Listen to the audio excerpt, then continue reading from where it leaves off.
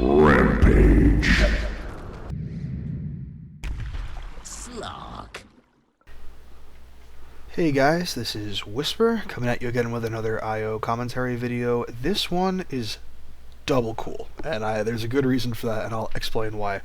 This video is both my commentary on 7.16 and the recent changes in the patch, and it's also the highest level ranked game I've ever played in my life, and that is not an exaggeration. I don't know how I got in this game. I don't know what weird matchmaking bug decided that I was worthy of playing with such high MMR players, but I kind of want to, one, critique this video, because I'm sure there were mistakes that I had made, I'm sure there were things that I could do better, and I wanted to discover that. Hopefully if you guys watch along, you'll learn things for yourself. And secondarily, I want to talk about the patch notes, what the nerfs that have occurred to IO in 7.16, and what that means for the future. I am, for the game, I am playing with my friend who's a Rubik. We are in an IO Rubik offlane, which is a weird offlane, I'll admit, but he and I have practiced at this and we have pretty good success at it. The magic damage that comes out of both Rubik and IO around level 5 gets pretty explosive. You have the increased speed from Tether, as well as the lift from Rubik, which basically counts as a stun, and between those two things, the damage that comes from this combo is pretty powerful. The Soul Ring that I'm going to get is going to keep the Rubik full of mana, so he can keep on spamming his W, and then the damage that comes out of my spirits is going to be pretty powerful. Unfortunately, this is a bit of a difficult lane for us. I don't think we were expecting to go up against such high-level players, and it doesn't work out quite as we planned, and we can discuss that as we go. We're up against a Slark and a Warlock, and these guys, I mean, you can see that they're they're immediately dewarding. Very first second dewarding. That's when you can kind of sense that there's blood in the water and something is different. There's not a lot of instant dewards down in them low levels. But what we are going to see is that this is going to be a very classic combo of Warlock trying to keep the Slark healed up as the Slark gets last hits. It's almost deceivingly simple, but it's very, very complex for us to deal with.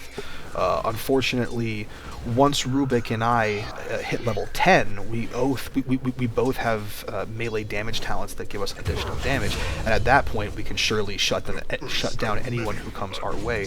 But up until that point, this is going to be a pretty dangerous combo for us to deal with. This guy is going to have very strong laning potential. He's going to get a lot of last hits, and we can do what we can to try and shut him down, but the Warlock isn't so much focused on forcing us out as much as he is making Slark strong. And what we really need to do in that case is to try and shut down his farm. Unfortunately, as you can see here, we've pushed the lane really heavily. We have 3 range creeps pushing in right now, and it's going to be really tough for us to try and deny against a Slark, especially if that Slark has a Quelling Blade, which he might have. I haven't checked yet. But the idea that you can see me do here is that I'm trying to break down the trees. My thought process at this point is that if they're going to leave Slark open for us to harass, and Warlock is going to try and stay super passive, I might as well break down the trees so that we have full view to hit the Slark. And unfortunately, because of their pins, and because of the fact that Warlock is a very aggressive hero at early levels, they can put a lot of damage on us, even if they split us up. So here I'm trying to tether away, I'm trying to walk away from Rubik so that I can tether back to him. Hopefully this will split up the enemy. They won't quite know where we're going. They'll chase after one of us and not the other, and this can in some way separate the damage that's being spent on us. Unfortunately, I took a little bit more damage than I wanted to as I was trying to get away from that Slark. A couple body blocking issues with my own teammate there. But we're trying to make do. I'm trying to let Rubik have the last hits. I know he has a higher base damage of attack than I do, so I'm trying to, you know, not screw with his last hitting flow, and even that, as you can see, is pretty difficult. But yeah, in this time where things are kind of building, we're trying to work on this Slark. Maybe we'll catch a lucky break. But I want to talk about the patch notes now. We can at least start on that. there's been a series of nerfs that have happened to IO, and people have contacted me privately on Steam, basically saying, "Hey man, we saw your reaction to the last set of changes for IO. Are you still playing IO? What's happening, man? Have you like lost your mind?" And my response, generally, surprisingly, is been pretty calm about the whole thing. It's pretty normal what they did, guys. The thing that I made a video that has a lot of views, maybe about a month ago when 7.14 came out, with a sort of a clickbaity title about how IO is dead. And the point of that was not really that IO had died. What I was really upset about in that video was that they had changed the ability for IO's spirits to be moved in and out at will, and this changed the everyday play of the hero. This was something that I and a lot of other players were going to have to relearn from scratch, and it was literally just something that got in our way, and that was really upsetting. What I didn't take into account, what I didn't really address in that video, was everything else that they changed with IO. The slow being put onto spirits, the fact that tether goes through BKB, and all of these quality of life changes that have occurred to IO to make him more playable for everyday players. And what that means is that people who have been playing the hero for 5 years suddenly have it easy. And unfortunately, what they saw, what Valve and the rest of us saw, is that after 7.14 and 7.15, IO's win rate in Divine was almost 60% consistently. He was being banned at above a 15% rate in Divine because people understood at that high level how strong this hero had become. And what they've had to do in response to that is to nerf the hero. And I think the ways that they've done it are like surprisingly well thought out and sound, and therefore there's nothing really to be mad about. So let's talk about what those changes are. First, IO's base movement speed has been nerfed from 290 to 280. Doesn't really affect the vast majority of IOs because IO's real speed is based off of whatever he's tethered to.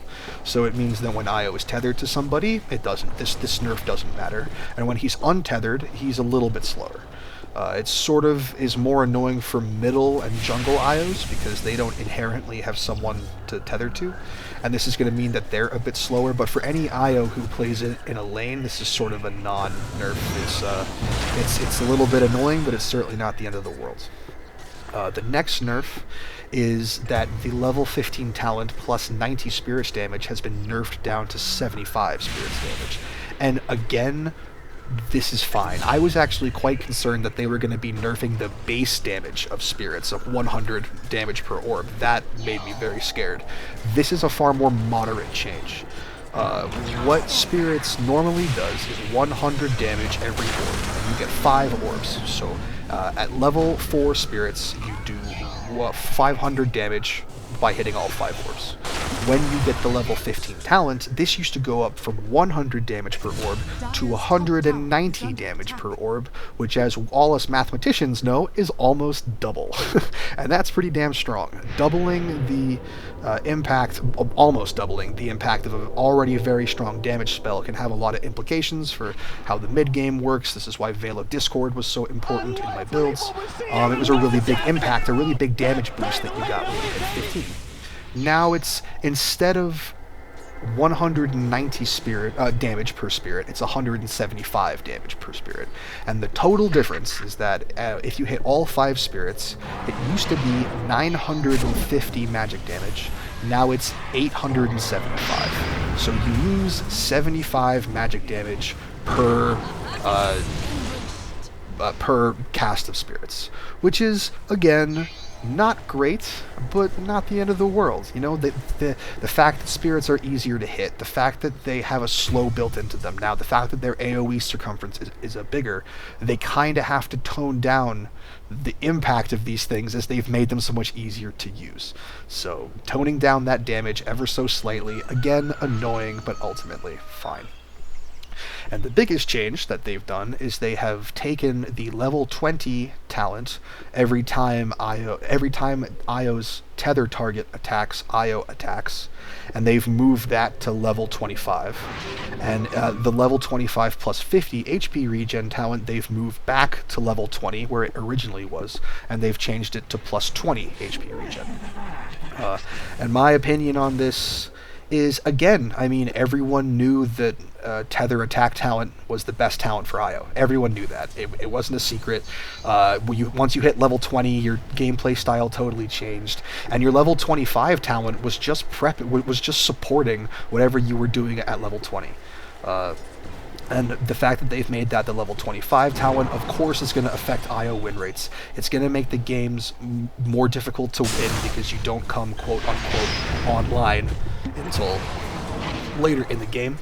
But what it means is that it's slightly more, the intensity spikes of IO are more spread out.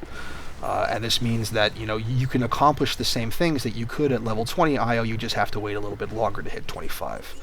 What it also means is that at level 20, the talent choice that you used to be given before 7.07 was plus 20 HP regen or 120 gold per minute. And now it's plus 20 regen or 150 gold per minute. And back then, I used to take 120 gold per minute with the thought process that I wanted a Heart of Tarask, I wanted a Pipe of Insight, I wanted something stronger than 20 regen was going to be able to give me, and I was going to have to buy that with gold. And now I get even more gold for the exact same thought process. So ultimately, more often than not, I'll be choosing gold over HP regen, but I think it is relatively situational. You have to figure out what you need at the time. I saw a video of an IO today that ended up building in his items going very non-regen and focusing on Heaven's Halberd to shut down the carry, and he ended up getting the plus 20 regen because he was missing it from his items. So it's ultimately something you can figure out in the game. But my thought process, the general changes to this, is that instead of building a Desolator for level 20, and trying to relocate with Deso and really focus on the pushing, I think there's more reason to build a Heart of Tarask. The whole point is that IO is going to be in the game for longer, he has more access to gold at level 20, and you're going to have to do things that are going to help you survive once you hit level 25, and having that infinite HP regen and that fat boost to your health is a really big way to keep yourself surviving when you're relocating in the endgame. I want to go back to the game because things are really starting to heat up. You can see that I've left Rubik top and I've moved to help KvH at mid. At the time, I didn't recognize. I kind of recognized him and thought he was a famous player, but didn't realize he was top 50 in the US East. So I'm just sort of playing quite casually here. I have built my Soul Ring, and I have an Urn of Shadows. The Urn charges are really important for IO to help heal other people as well as damage others. And I have a stick and a tome. Always want to be hitting that level 7 as fast as possible. Trying to get my maximum damage spirits so that I can really start kicking ass in fights. But ultimately, I think I'm trying to figure out exactly what to do here. I tether to that lion just to give him some mana. So you see, I tether, I Soul Ring, and I immediately break tether, so I don't get dragged all the way over to him. But here, I think I almost get leaned. Radiant's top tower is under attack. Oh, very, very barely not leaned. My goodness. But yeah, my core items are just about done here. I have Urn, Wand, and Soul Ring, which is my mana and my 2 burst healing items. And at this point, normally I would build drums, but I believe this game I was a bit more concerned. I wanted to play a little bit differently, and I ended up going for some different item choices than I would normally, kind of playing it a little bit closer to the chest, and you guys will see what I mean by that. I come back to mid because their best player right now is Lina. You know, Slark has the most gold, but we didn't know that at the time. Lina had the most kills and was sort of dominating with ganks. So I wanted to try and sit mid, and hopefully we could make some plays into this Lina if Venge could swap and stun. Especially now that I'm level 8, I'm at my maximum damage. I can really make some stuff work. I also have my relocate up, so I'm checking different parts of the map, seeing what we can run into. That's going to be a relatively reliable kill. And I also know that they have 2 invis heroes, one being Slark and the second being SK. So I have a sentry ward on me just in case we need to dive into a dodgy part of the map and secure a kill. But ultimately, I think I end up wasting a little bit of time here. I remember thinking in the game that I spent too long at middle and I needed to leave, and that I wasn't helping the mid player as much as I was sort of just draining XP and generally being a nuisance. I am still just trying to... I think that we saw that the Lina had gone top, and we were thinking about cutting her off on the way back, but ultimately she didn't show up that way. She went back the way that Warlock came. Again, just trying to think about positioning on this Lina, where we can move to, but then we see 3 Centaurs running our way, and we're even more concerned. But other lanes seem to be doing okay. Jug and Lion have done relatively fine. Rubik is not doing so hot, but at least he has some gold, at least compared to me. And I'm just... if this kid is playing mid, and he obviously seems to know what he's doing, I'm just trying to keep him alive. Again, not realizing that he's about ranked 26 or something. But from my perspective, which is the only one I can truly speak from, I can see here that I'm not gaining gold. I've left my lane, it's basically flopped. I'm not gaining gold at the rate that I should be in order to maintain the sort of casual item spree of drums. Drums is just movements and stats, and it sort of helps in the long run, but it's not really the core of what I need. And in games where I'm not maintaining gold income at a good rate, I need to think about a different item structure that's a bit more... It's the way I'm trying to describe this. A lot more simplified. IO needs regen by regen items. IO needs escape by escape items. Like, that's it. That's all you need to think about. No, drums would be nice if I have the stats and the movement. No. IO needs escape items, get escape items. It's like that level of thought process. So, with that being said, I get a lucky kill here. A good break onto Sand King, and my thought process here is that Lina is their top damage dealer. He's the one that I'm most scared of, so I'm going to go straight into regen items, and I'm going to go for a Hood of Defiance. Good regen to start with, good regen for the gold cost actually, and great for blocking the magic damage that is going to come out of most of Sand King, most of Lina, and Warlock as well. So having that is going to really help me survive. And I saw this and I immediately realized that kid was dead. Relocating into that would have been a bad call. I think also a bad call here was I had 1,000 gold, and rather than buying the Ring of Health, I bought smaller pieces of the Hood of Defiance. In retrospect, I wouldn't have done that. I would have waited and gone to the side shop, and I would have got the Ring of Health in my inventory. I think it would have been more helpful, and a better use of your gold as well. Here I'm overcharging with the Rubik. This is a bit risky, especially now as they're all off the map, which means they could be running for us. In fact, most likely are running for us, and I think you'll see how I run immediately and ping. Watch what happens to Rubik. Watch how this plays out. Oh, no, it's me. Oh, yeah. And I remember saying to that Rubik, like, this is why we run. This is why we don't wait around. If you get that tower, and they're all off the map, they are absolutely running for your ass. You don't see them running, but they're running, so you have to run. And that's advice for anyone who's watching. If you're doing some big tower push, just you and your friend, see him on the map, and then you look up again, and you don't see him on the map, they're coming for you. Just know that. There's a little voice on their screen saying, your top tower is taking damage, your top tower is taking damage, your top tower is taking damage. And eventually, they will mentally snap and have to go deal with that. I'm trying to decide if it's worth going bottom into this Lina to deny the tower, also because Lina's pretty damn strong and could wreck me pretty hard. Ultimately, I do it just a little bit too late. And with Rubik, who I know at this point is not very strong, he has a Blink Dagger and not much else, and he's being punished quite a bit for it. So I'm trying to focus on finishing up this Hood, as I know, again, that my gold is really lacking, things are slipping behind. I don't want to be completely useless. I just got murdered, so, you know, need to sit down, finish up this item, and think about the next game plan.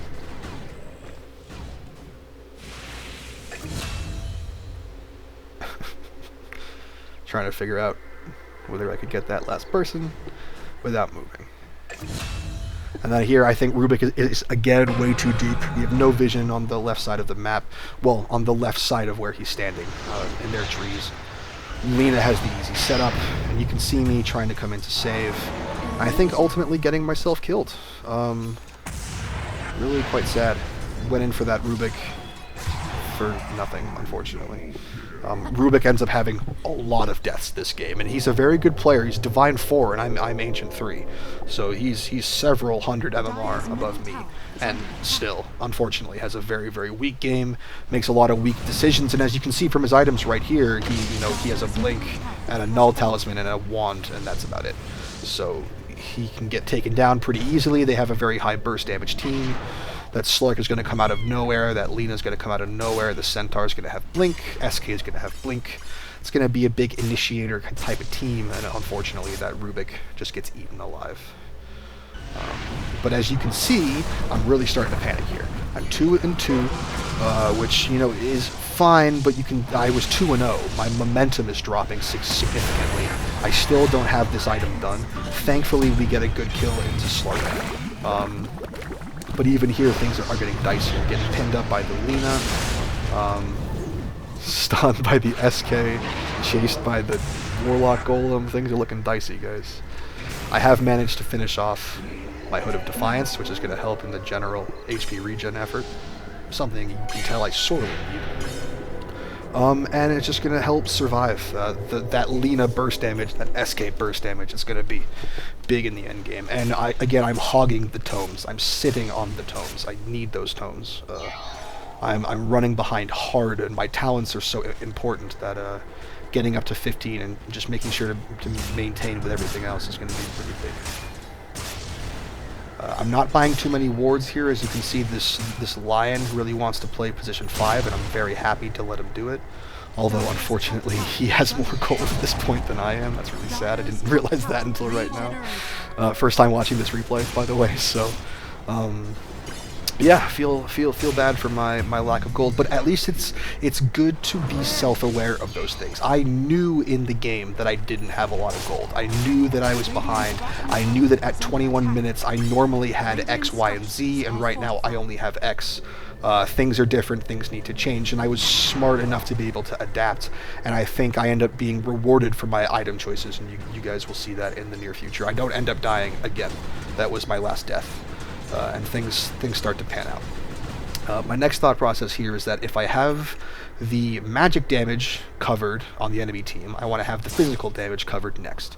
And one of my favorite items for dealing with that is the what's it called? Medallion of Courage, which eventually builds into Solar Crest.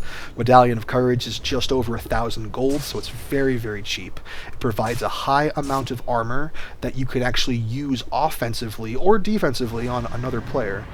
So it gives you kill potential as well as general team kill potential. If two people gank up on one enemy, having that Medallion of Courage means that they just drown that much faster.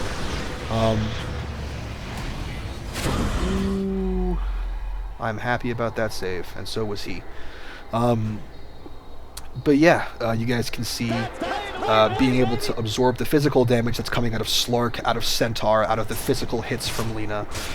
That's the next big thing to deal with, and using Solar Crest and before that Medallion of Courage is a great way to have the defense when you need it, and the moment that there's no pressure on you, drop an axe onto somebody else and strip their armor off just to let your main carry rip them to shreds. So I'm always a big fan of those items. They're cheap, you can buy them in pieces, and they're effective. So you can see, thinking that I need the armor first, the first thing I picked up is the chainmail, even though it's most expensive. I want to be able to, if Slark jumps me right now, I want to be able to survive for long enough to TP out, survive for long enough to relocate, survive for long enough to tether away. That's the whole thought process here. I want to be able to survive long enough to escape. And the next item that I've picked up is Dust. Again, for the same reasons as before. SK is going to go invis, Slark is going to go invis, and I don't know if Lina has a Shadow Blade, but it's not uncommon for Linas to build Shadow Blades as well, especially when they go hardcore core positions. So having that Dust out is just going to help catch people out when they're, you know, if they think they have an easy escape. Make sure that in a team fight, no one's running around the fight waiting to set up on somebody else. Things like that.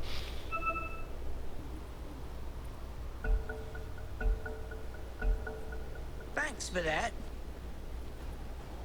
Dire's top As tower we can is see, under attack. Slark is pushing into bottom lane. I don't have my relocate yet, and I'm trying to drag this Juggernaut with me, but he really wants to Radiant's focus on bottom farming. tower is under attack. But I can also see that they're breaking out a fight in top. And I'm trying to yell at this Juggernaut, who, again, I don't know is ranked level 50. I'm trying to say, come with me, man, come on, don't be stupid. We can relocate top, you know, if you stay near me, we can, like, get some stuff done. But unfortunately, even he doesn't know that you need to hang out next to an IO. And you can see him on the mini-map running up, well, he's running up to farm more creeps. Unfortunately, we're not able to affect the team fight because he doesn't want to get into it. And they have too much burst damage for me just to run in, especially with this sort of poor item progression that I have. So I'm focusing on trying to jungle while I know that it's safe. I know that many of their enemy players are top. The likelihood that there's going to be one or two of them right in the jungle on top of me right now is almost non-existent. So I know that it's a good window for me to solo get some XP. I'm able to pick up my Medallion of Courage, and then I TP top to help with the war effort, as it were. I'm able to use my... Oh! Use your dust, Wisper. Use your dust on that. Oh, Lena died. Okay, I think in the game I recognized that Lena had died. But yes, I should have dusted for that Lena. And I think here I'm just checking with my spirits to make sure that Sand King didn't run down as compared to up. And I think we see him somewhere else on the map. A gift from the goddess. That should help. But again, you can see from these items that I'm relatively well protected now. I'm sitting on 15 armor with a Ring of Aquila, admittedly, from somebody else, but a very strong armor rating. I'm sitting at what's that? 14, 15 HP regen. All passive, which means it never shuts off, even if I'm taking damage. And not only that, I have the wand and the urn in my backup. And this also gives me a lot of room to grow in my items, you know? Hood of Defiance can get leveled up into Pipe. Medallion of Courage can get leveled up into Solar Crest. Spirit Vessel... Urn of Shadows can get leveled up into Spirit Vessel. There are lots of directions. The dust can get taken out and replaced with a better item. Soul Ring can get taken out and get replaced with a better mana item. There's a lot of room for me to grow here. And as someone who is just playing an Oracle game, there are quite a few 2,000 gold items that just cut off and stop at 2,000 gold, and they can't be expanded further. And that's what I quite like about playing with these sort of smaller, still very impactful but not as expensive items, is that you end up being able to get a lot out of them early and expand them later on when you have the gold, when you have recovered, and when you start to get great assists like that. Again, you could see, as soon as the Centaur began to run away, I was able to with a lot of confidence, place the Medallion of Courage on him, because I know that I'm not going to take any damage. If Centaur runs up to me and starts to hit me, I'm not casting Medallion of Courage on anybody. I need that to survive. But if he's running away, why not take some of his armor off and make that big tank somewhat less tanky? Here you can see that I'm thinking about Lotus Orb. That was one of my thought process in the game, was that Lotus Orb gives you regen, it gives you armor, and it allows you to reflect spells and debuff. Debuff yourself, debuff other people. And my thought process is this is great against Warlock. Everything that Warlock casts, except for the slow, which is debuffable, but then you get auto reslowed because you're still in the AoE, everything that Warlock casts is debuffable. So it would be a really great item to have against Warlock. But there's not a whole lot else on the enemy team. I can reflect the Lena ultimate, but that's it. You know, maybe the Sand King Caustic Finale I can get rid of, but that's it.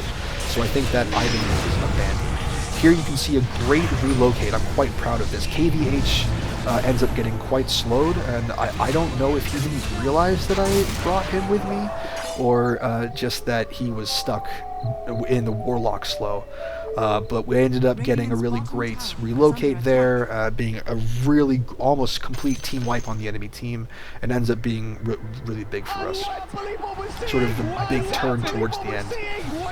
Here you can see that I was reading the location of where Centaur was going to end up, and I'm able to slow him down long enough that Juggernaut ends up getting the kill.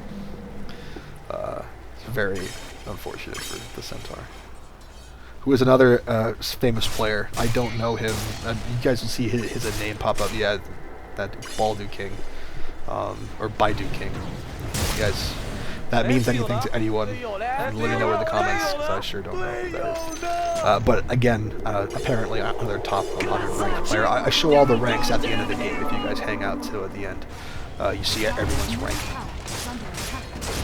But yeah, you guys can see this is working out pretty well. I've expanded the Hood of Defiance into Pipe. The AoE damage coming out of Warlock, the AoE damage coming out of Lena, the AoE damage coming out of Sand King.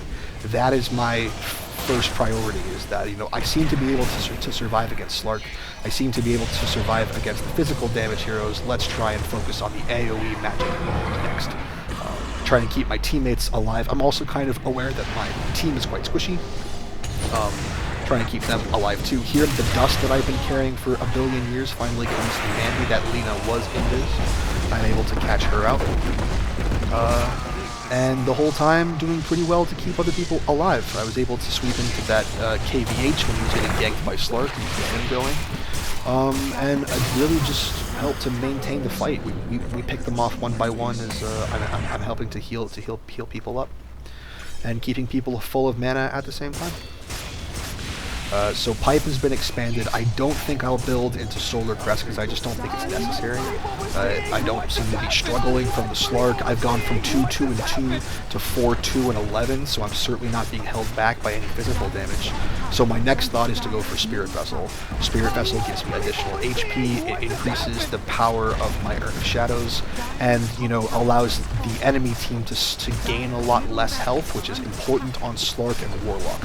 Centaur to some extent as well, because his passive HP regen is quite high. But especially someone who's taking a Warlock buff and is gaining a bunch of health, dropping a Spirit Vessel onto them is almost a guaranteed kill. They're gonna lose a lot of health very fast.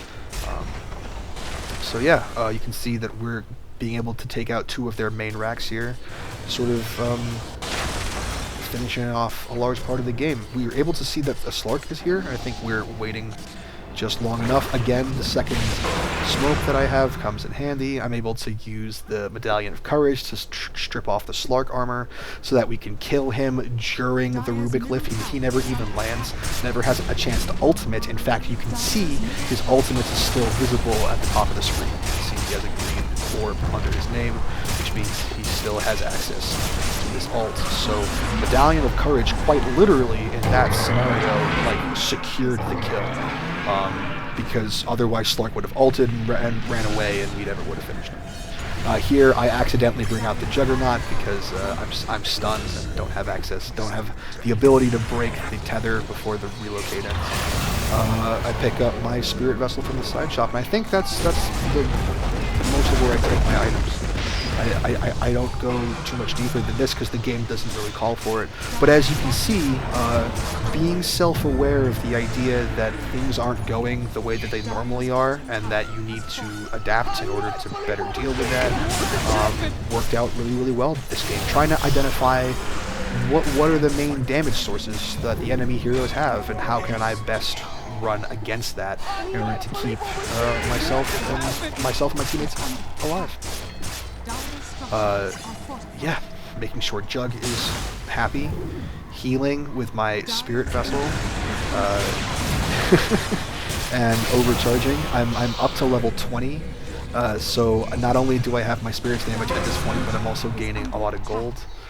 If I was smart, actually, thinking out loud, I should have gone for HP regen, because the game is already over. It would have just been more convenient to get the additional regen, stay with the Juggernaut and not have to be so scared of dying, things like that. Like here, I think you see me make a pretty desperate relocate play to save my ass, when in reality, if I had that extra HP regen, it wouldn't have been so desperate. I get a blink here just as a bit of a farce because the game's already over. I know that if I'm quick on the blink, I can blink out of potential ganks on me when I relocate back, and I didn't really want to build something like a Glimmer Cape. They were already building things that I just didn't want to deal with the invis. There are many times I bought a Glimmer Cape and it hasn't, in a panic, and it hasn't really worked out. So I went blink there, and I ended up winning. I can't really say it was me because everyone on my team was infinitely better at the game than I was. But here you can see the final scoreboard of the damage. I'm happy to say that I was number 2 damage output on the team, which sort of shows, you know, even with these high-level players, you can do quite a bit. And here I'm showing you everyone's incredibly high rank that I'll never be able to achieve. So we can all look on and enjoy. I hope everyone notices these players and who they are. I think I recognize 1 or 2 at best. But hey, it was really nice that the Dota 2 matchmaking system thought to find some noobs who would counteract KvH's high MMR, and I just happened to get picked. So I hope this was informative for you guys. I hope you learned something. Thanks so much for watching. Hope to see you around soon. Alright, bye.